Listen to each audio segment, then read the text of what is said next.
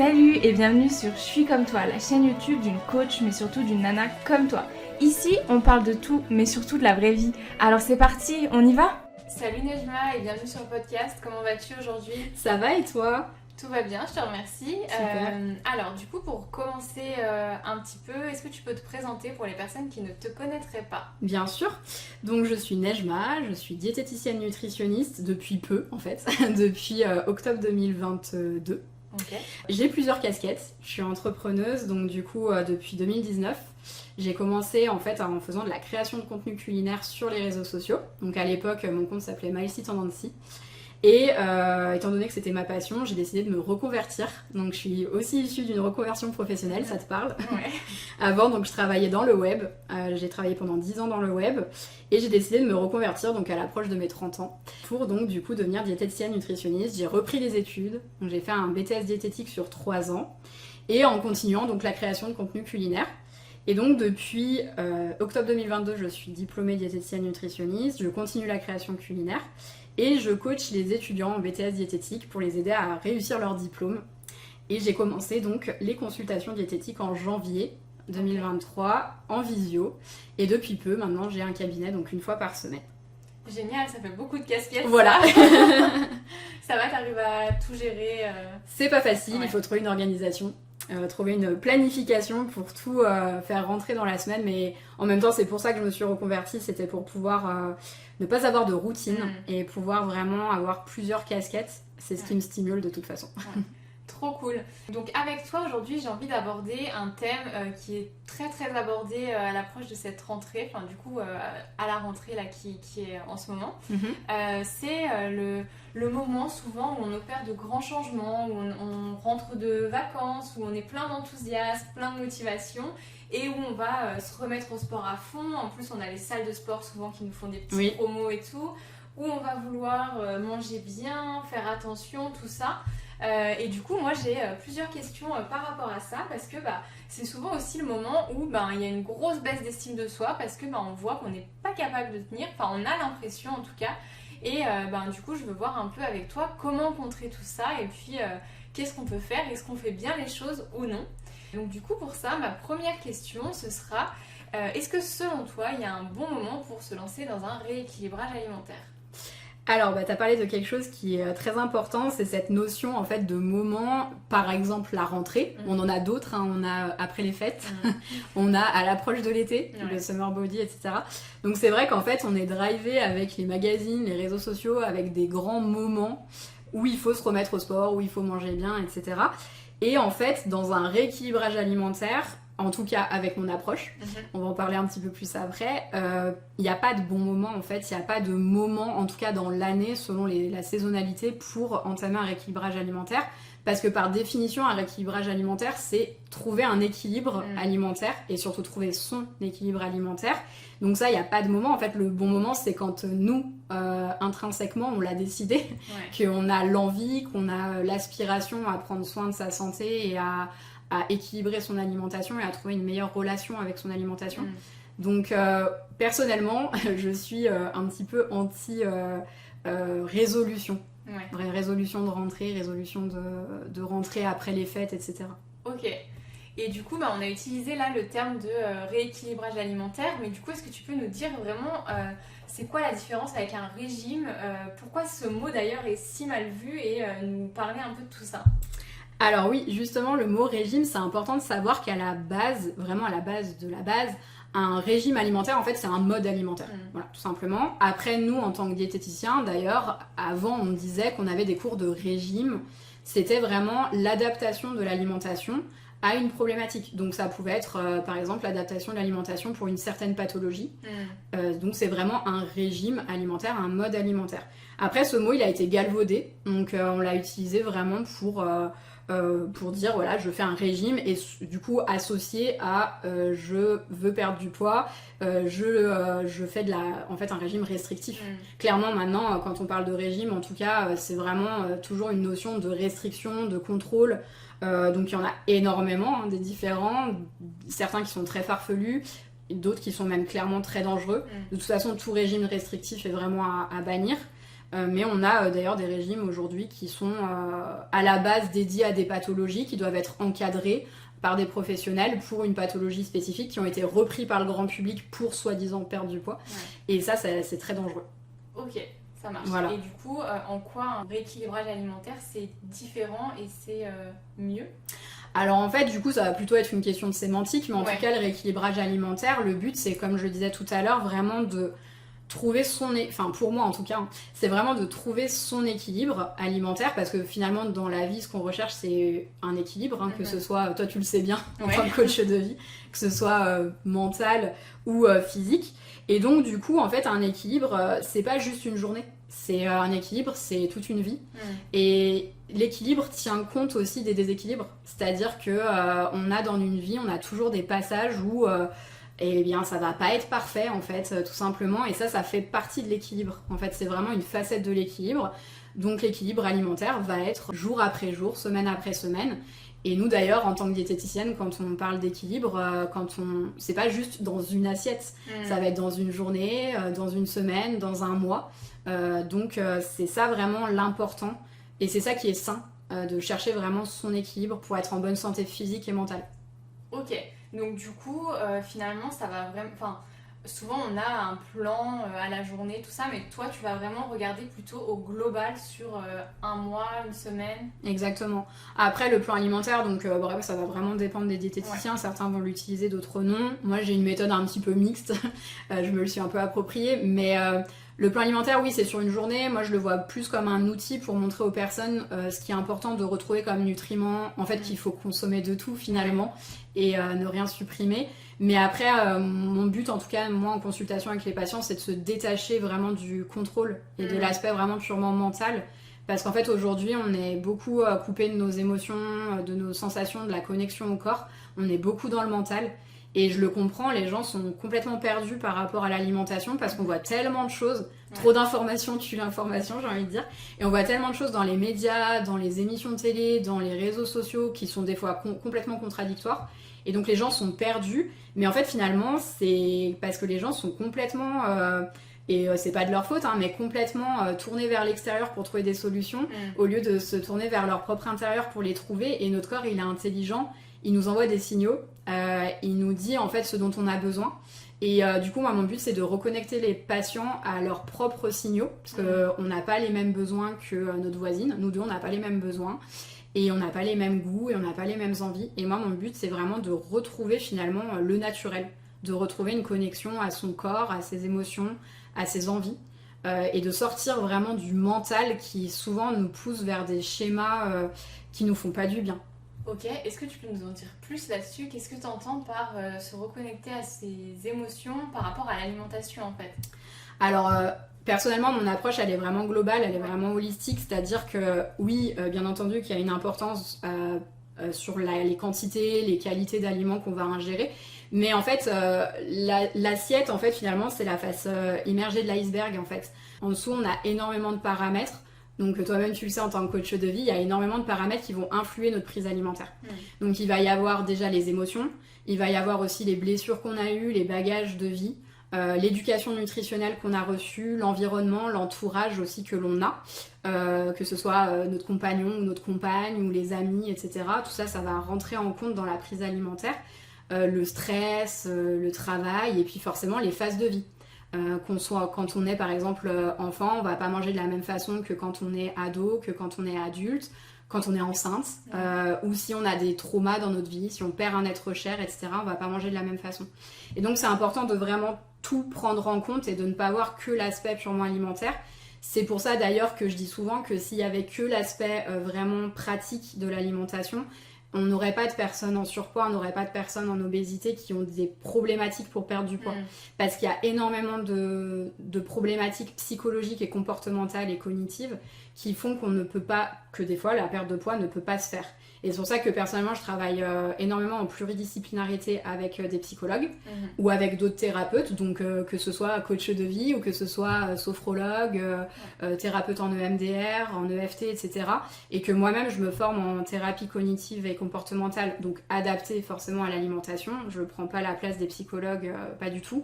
Mais on a des exercices et des activités vraiment adaptées à l'alimentation qui peuvent parfois faire prendre conscience de certaines choses qu'après, j'invite les patients à les travailler avec un psychologue ou avec un thérapeute adapté parce que forcément, tout ça, ça influe sur la prise alimentaire.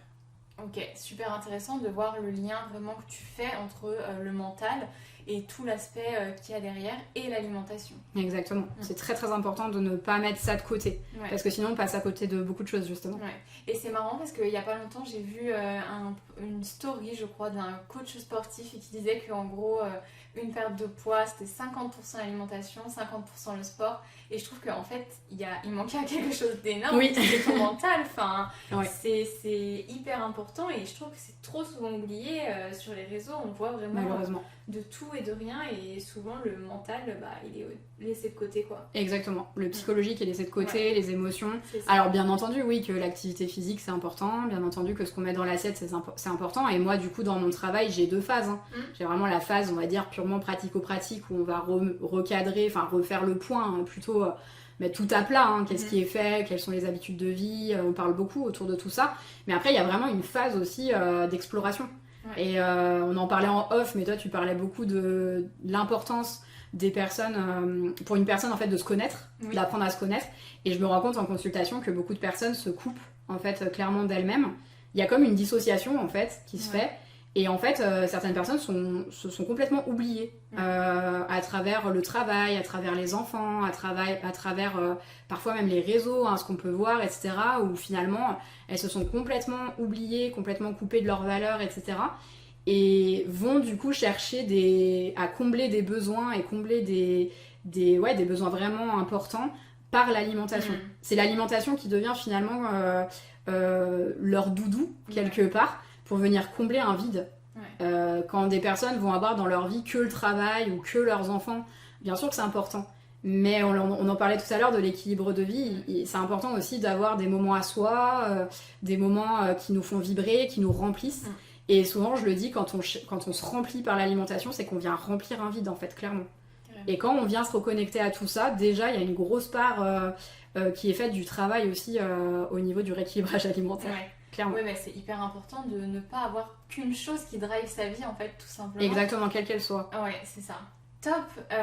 Du coup, est-ce que tu peux nous dire, justement, période de rentrée, même si t'aimes pas ça, comment est-ce qu'on peut entreprendre des changements dans son alimentation et surtout tenir dans la durée? Très bonne question, qui me plaît beaucoup parce que ça va me permettre de rebondir sur quelque chose. Mais alors déjà, ce qui est important en fait dans tout changement, quel que soit le domaine, c'est d'y aller petit à petit.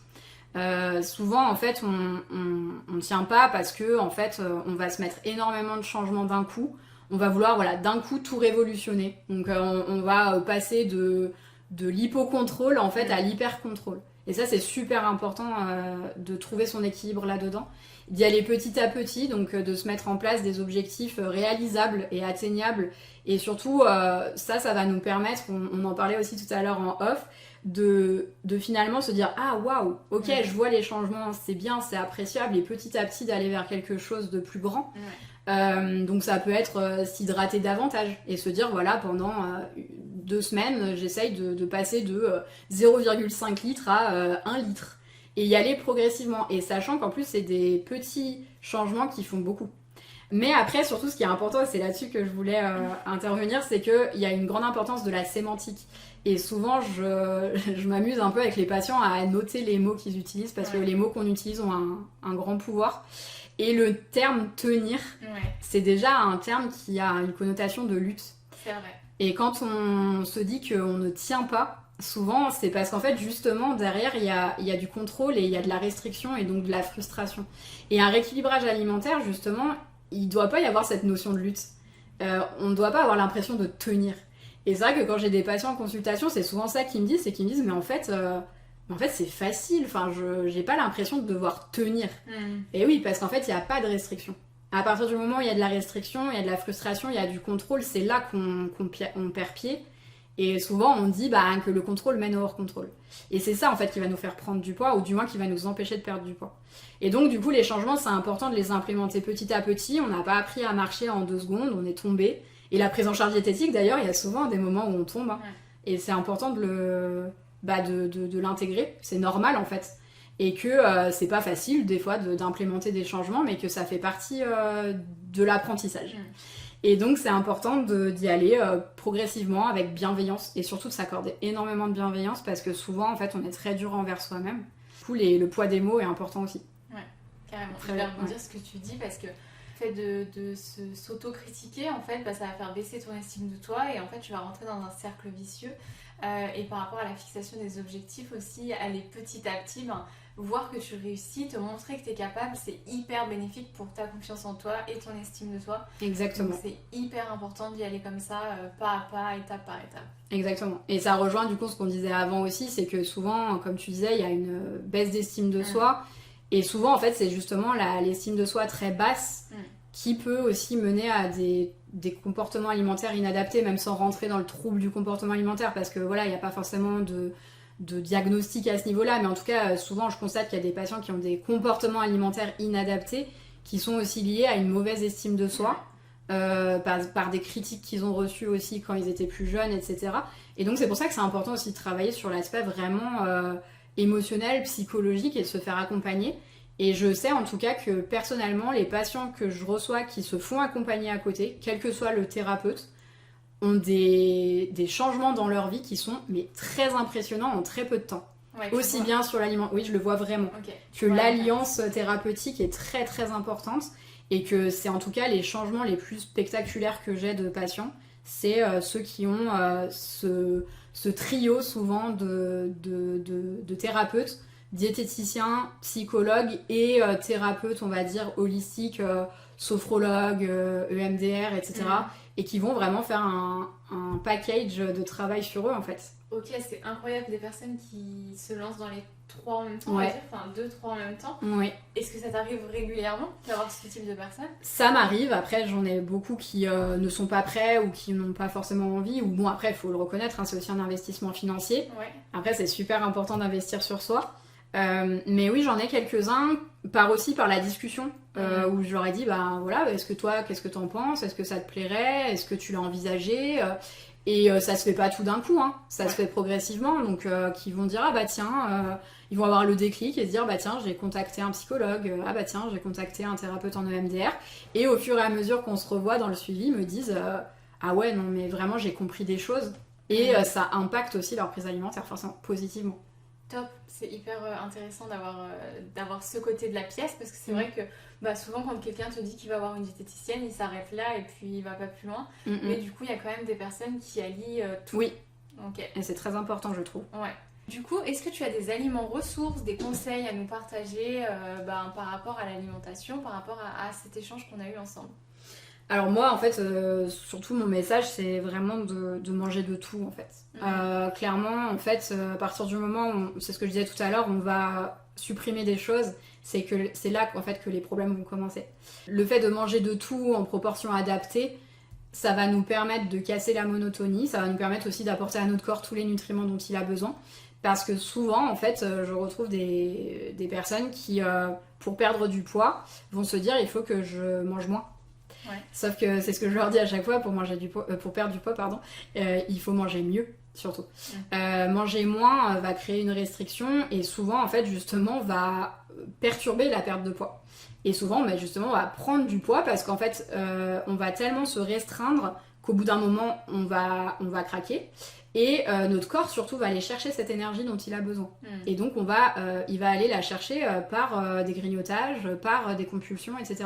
Donc déjà, en fait, de manger ce dont on a besoin, c'est la meilleure solution pour perdre du poids. Ok, alors juste rebondir là-dessus, tu as une technique pour savoir comment est-ce qu'on sait qu'on mange assez, en fait ? Et se reconnecter aussi à son corps. Ok. Tout simplement, écouter sa faim, écouter ses envies. Parce que souvent, on oui, c'est très bien d'écouter sa faim, sa satiété, mais c'est pas parce qu'on a envie d'un carré de chocolat qu'on va prendre 15 kilos, pardon. Si on mange un carré de chocolat en conscience et qu'on en a envie de ce carré de chocolat, il n'y a aucun problème. Donc en fait, c'est voilà, encore une fois, de trouver un équilibre et de manger les choses de façon adaptée. Et c'est que comme ça, en fait, qu'on va déjà harmoniser notre relation à l'alimentation et qu'on va se sentir mieux aussi, qu'on va se sentir mieux dans son corps, qu'on va... De toute façon, pour moi, en fait, la meilleure façon de perdre du poids, on parle beaucoup de perte de poids parce que c'est souvent le sujet, hein, mais pour moi, c'est vraiment de lâcher prise, de sortir vraiment de cette de ce mental qui est over présent, de lâcher prise, de ok, c'est bon, je lâche. Et c'est pas innocent qu'on dise aussi lâcher prise. Enfin, à partir du moment où on va se délester du poids aussi qu'on se met nous-mêmes sur les épaules, on va se délester du poids dont on veut aussi se débarrasser. Ça passe énormément par l'acceptation et par le fait que tout doit être dans notre assiette. On n'a rien à supprimer. C'est toujours une question de proportion en fait. Et aussi du mode de vie qu'on a autour. Donc forcément, oui, bouger, avoir une activité physique, mais avoir une activité physique qui nous plaît. Parce que souvent aussi, tu parlais du fait de tenir. On a aussi donc ces bonnes résolutions de la salle de sport, d'aller à la salle. Donc il y a des personnes qui vont prendre un abonnement parce qu'elles vont se dire bah tiens, j'ai vu sur les réseaux qu'il faut aller à la salle de sport pour avoir un corps comme ci, comme ça. Donc elles vont s'inscrire, elles vont y aller et puis elles vont y aller beaucoup trop de fois d'un coup par rapport au nombre de fois qu'elles y allaient avant, c'est-à-dire 0. Donc elles vont se dire allez c'est bon, j'y vais tous les jours. Et après en fait elles vont se dégoûter. Et des fois aussi ces personnes n'aiment pas ce sport. Donc en fait non, c'est trouver un sport qui nous plaît et il n'y a pas de bon ou de mauvais sport en fait, hein. C'est comme les aliments, il n'y a pas de bon ou de mauvais aliments. Et donc c'est tout simplement de trouver le sport qui nous fait du bien. Parce que comme on l'a vu, oui il y a l'aspect poids, l'aspect santé, mais il y a aussi l'aspect gestion des émotions.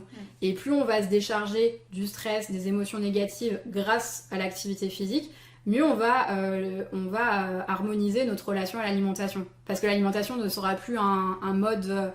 une solution pour combler nos besoins. Donc c'est ça aussi qui est super important, c'est d'avoir une activité physique qui nous fait du bien, parce que c'est ça aussi le but de l'activité physique. Et d'ailleurs, juste, je rebondis sur le fait qu'il faut bien différencier activité physique et sportive. Et souvent, donc, j'ai des patients qui me disent oui, mais moi, j'aime pas le sport. Et après, c'est aussi de se dire, nous, ce qu'on veut, c'est bouger en fait. Donc après, même sans parler d'aller dans un club, de faire un sport collectif ou de s'inscrire dans une salle, c'est en fait tout simplement de bouger. Donc si c'est marcher, si c'est faire du vélo dans la rue pour aller faire ses courses, nous c'est ce qu'on veut en fait. Prendre les escaliers au lieu de prendre l'ascenseur, danser quand on fait le ménage, c'est aussi ça en fait, c'est tout simplement enrayer la sédentarité. Avant même, voilà, on peut pas passer de sédentaire à sportif qui fait un marathon. Et c'est ce que je dis aussi souvent, c'est que les grands sportifs, ils n'ont pas commencé en étant déjà grands sportifs. J'ai une question du coup par rapport à ça. Est-ce que tu as quand même une différence comment dire? Je vais te donner mon cas pour te expliquer, parce que j'arrive pas à te donner de termes. Mais moi je travaille, mon travail c'est hyper sédentaire. Du coup je suis derrière mon ordi toute la journée, je suis assise. Je vais très peu marcher ou je sors très peu. Mais par contre, 3 à 4 fois par semaine, je vais courir, faire ma séance de sport. Mais du coup... j'ai quand même un mode de vie qui est sédentaire et j'ai juste mes moments de sport vraiment assez intenses, on va dire. Est-ce que dans ces cas-là, il faudrait quand même que j'ai une activité plus physique dans le sens où je vais quand même marcher par exemple 30 minutes tous les jours en plus de mon sport, quelque chose de plus doux? Est-ce que tu fais une différence avec ça ou pas? Alors souvent on conseille justement d'avoir soit en effet 3-4 activités très intensives dans la semaine ou pour les personnes qui n'ont pas d'activité très intensive, d'avoir une activité tous les jours, de minimum 30 minutes en effet, d'aller marcher, de bouger quoi. Après, j'ai envie de dire, rien n'est incompatible et c'est toujours bien aussi d'avoir des petites activités douces pour ne pas être tout le temps que dans le dur. Moi en tout cas c'est comme ça que je vois les choses. Et donc même des fois de juste faire des étirements, de juste bouger, mettre son corps en mouvement. Et moi ce que je conseille pour les personnes qui ont des travails sédentaires, parce que c'est mon cas, c'est des fois, en fait souvent faire des pauses, d'aller marcher un tout petit peu, de se lever, de s'étirer, comme on dit quand les gens ils sont en entreprise, mais d'aller à la photocopieuse, quoi, de pas tout le temps rester assis. Mais déjà d'avoir des activités intensives comme ça dans la semaine, c'est déjà très très bien. Mais moi je pense que c'est important de mêler différentes activités, d'avoir pas que des activités, parce qu'on voit beaucoup d'activités qui sont très dans le dur. et d'avoir des activités aussi douces qui nous permettent aussi un travail d'introspection, comme on aime, on n'aime pas, hein, mais comme le yoga ou tout simplement s'étirer, marcher dans la nature, sans musique par exemple. Vraiment d'avoir des pratiques qui nous permettent à la fois de bouger, à la fois d'introspecter et de relâcher en fait. Parce qu'on est tellement sollicité par les bruits, par la musique, par les gens, etc., que aussi on s'épuise et que c'est important de retrouver des moments comme ça pour se reconnecter. Et donc mieux gérer aussi ses émotions et donc mieux gérer sa prise alimentaire. Carrément, et je trouve que ces moments un peu de vide finalement, c'est hyper important de réussir à penser à rien. Et aujourd'hui, j'arrive vraiment à faire ça, c'est-à-dire que quand je fais du sport ou quand je marche, je pense vraiment à rien. Je pense qu'à moi, à ce que je suis en train de faire à ce moment-là. Et ça prend vraiment du temps et c'est un exercice super difficile à faire. Et souvent, quand tu parles avec les gens, ils vont faire du sport ou ils vont marcher ou quoi, mais toujours avec de la musique dans les oreilles ou un podcast. Parce que c'est super dur de se retrouver face à soi-même en fait. Et bien c'est sûr. un peu ça. Mais je pense que tu as raison, c'est un exercice qui est hyper intéressant à faire. Donc vous, si vous nous écoutez, ne nous écoutez pas pendant que vous faites une marche. Ouais, bien sûr, après, c'est toujours aussi un plaisir des fois en effet, d'écouter un podcast, etc. Mais comme tu dis, c'est super important d'avoir des moments de vide. Et ça, vraiment, c'est quelque chose dans notre société qui est clairement souvent impossible. Surtout pour les personnes qui sont très sollicitées par les enfants, au travail, etc., qui n'ont vraiment pas de moment de vide. Et en effet, le vide fait bizarre, fait peur à certaines personnes, parce que c'est le moment justement où on va se retrouver face à soi-même, face à ses émotions, face à ses problématiques. Mais pour moi, ils sont juste indispensables. Vraiment. Pour le bien-être mental et physique, c'est juste indispensable. Carrément, je partage ce point de vue. Est-ce que tu as d'autres choses, d'autres conseils à nous partager ? Alors là, comme ça, je pense qu'on a quand même pas mal fait le tour. Mais en gros, voilà, mon message global, c'est vraiment de prendre soin de soi, que la santé, c'est le physique et c'est le mental aussi. Et je trouvais que c'était justement intéressant de faire ce podcast ensemble parce que ça allie les deux. Et surtout, en fait, le message que je voulais aussi passer, c'est que souvent on a l'image de la diététicienne nutritionniste qui va être dans la restriction, qui va... Souvent j'entends, oh là là, quand on est diététicienne, en fait, qu'on voit des gens et qu'on dit qu'on est diététicienne et que par exemple on est au restaurant et qu'on mange avec des gens, ils vont dire oh, mais là tu vas juger mon assiette, oh là là, bah non, bah alors attends, on a la diététicienne ce soir à manger, attention, on va faire attention. On a souvent malheureusement une mauvaise presse parce qu'on va être synonyme de justement restriction.